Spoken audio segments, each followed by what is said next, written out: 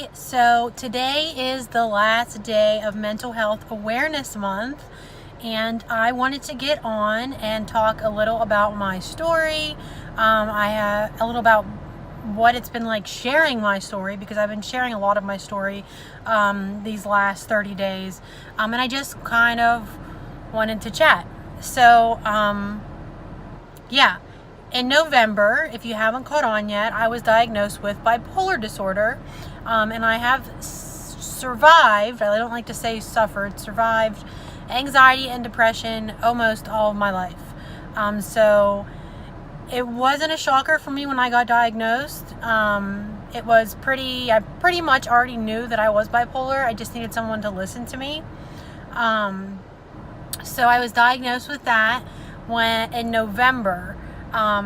Because I had gone to the hospital because I was suicidal. So I went to the hospital because I was having thoughts of killing myself. I had a plan. I was ready to do it, but I didn't want to leave my daughter. I didn't want to do that to her. So I decided to go to the hospital instead. And then shortly after I went to the hospital, I decided to go stay with my parents in Florida for a while for a little mental health break. But I had to come back up for medication. So I came back up and they sent me back to the hospital. I don't want to say they sent me, because they never force you to go to the hospital. Crisis suggested that I go to the hospital because I was also having suicidal thoughts again. So I went back to the hospital again. They adjusted my medication again. And then I went back down to Florida and I started to feel better. I started to feel really good, really strong, really connected. I was doing a lot of self-care things yesterday, or 2 days ago. I talked about my self-care routine and how important that is to me on my mental health journey. But every single day I wrote down my intentions for the day, positive affirmations, 5 things I'm grateful for, and then I would make a little to-do list of those 3 things, and then to read something positive, or just read something, listen to something positive, write every day, meditate, do some kind of movement for 30 minutes, and then to eat well and to be kind to myself, because not every day I do all these things. So I wanted to be kind to myself if I didn't get those things done. So I'm trying to think where I was. Anyway, yeah, so the self-care routine is really important to me. So I was doing that down there in Florida, and I was doing great. I was feeling really good. I was seeing sunshine in every day, because I don't know if you know what depression is like, but it's like not seeing or knowing sunshine.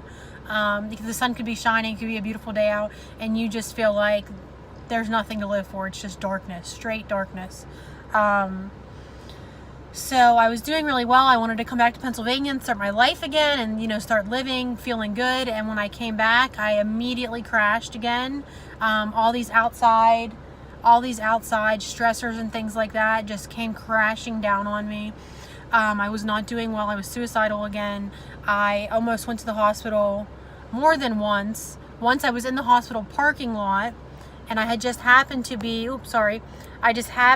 at the therapist the day before, and she referred me to a partial hospitalization program, which is where you go all day during the day, Monday through Friday or whatever days you choose, to do group therapy, individual therapy, meet with psychiatrists. It's just a lot of support. It's a really good support system. I highly suggest that if you are struggling and you don't want to go to the hospital, but you really want something intense and to really work for you, and you're really like on your last limb, to go for this. Do it. Message me if you have questions about it.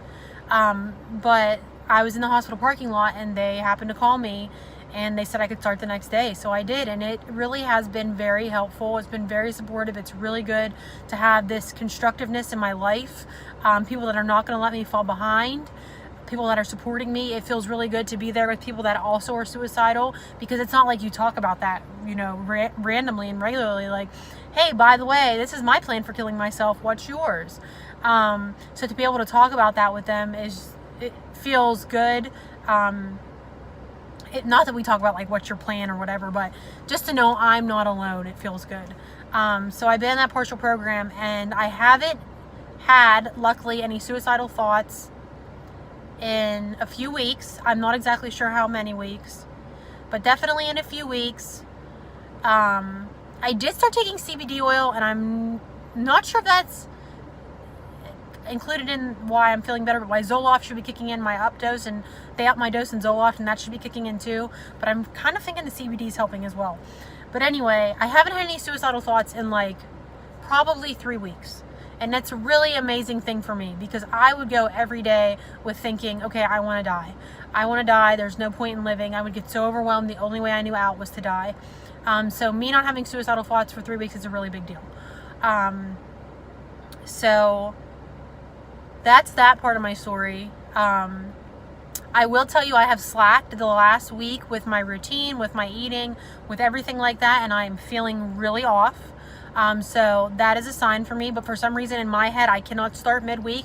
I just have to start fresh next week. So I'm kind of like just relaxing this week and admitting, being at peace, being mindful, being in the moment, that I just feel a little off right now, and that's okay. And I'm going to start fresh on Monday. It's a new moon. I'm very excited about that. I'm getting my new notebook. I'm out of pages on my old notebooks. I'm going to have a new notebook. I'm going to get to rewrite everything in there. I write down all my goals and things like that. I put vision boards in there. So I'm going to do all that, which is very helpful. I'm going to do a meditation Sunday night, cleanse everything, my crystals, my house, and the new moon is Monday.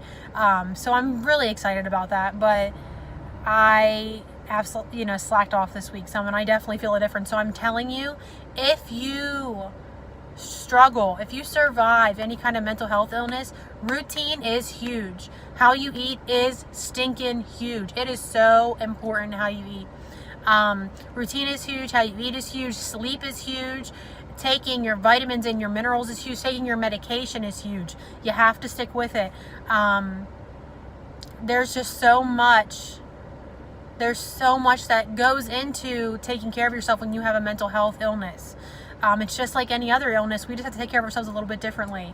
We have to be a little more mindful, honestly, because it's not something that you can fix easily, really.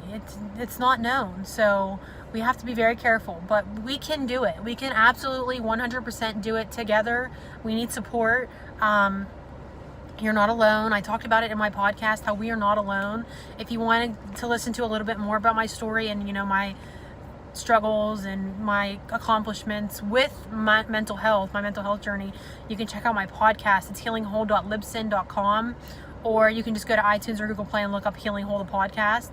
But I talk more about it there, and I didn't want to get all into that here. I'm already going over the time that I wanted to. But anyway, Mental Health Awareness Month. I posted every single day. It was really out of my comfort zone. People said I was brave. I don't feel brave at all. I feel like, and I have so value that. Thank you for telling me I'm brave. I mean, kind words mean so much to me, because I am so hard on myself. So someone saying something so kind like I am brave it warms my heart and makes me feel like I want to live. But honestly, sharing was cathartic for me, and it was healing for me. So me sharing my story and my journey with everyone and being so open about it, I don't have to hide anymore. I love it. I don't want to hide. I don't want to not talk about where I come from and what I come from and who I really am. I want to be me. And that's totally okay, because I'm a really good person. I just happen to have a little bit of a different journey, and that's totally fine. So really sharing, thank you for listening this month. Thank you for liking. Thank you for sharing. Thank you for commenting back, because truly this month has touched me. With the outreach that I've had, it's absolutely just touched my heart to its core. I am so grateful that I decided to do this. I'm kind of sad it's over. I don't know what I'm going to post about every day now. No, I'll probably get back to posting about food and workouts and things like that. But, and I'm still going to post a little about my mental health journey. Probably a lot, actually. But thank you again. I'm so happy that you were here with me. I'm so grateful for the support. I love you all for being there for me and supporting my journey. Happy Mental Health Awareness Month, and I will see you all later.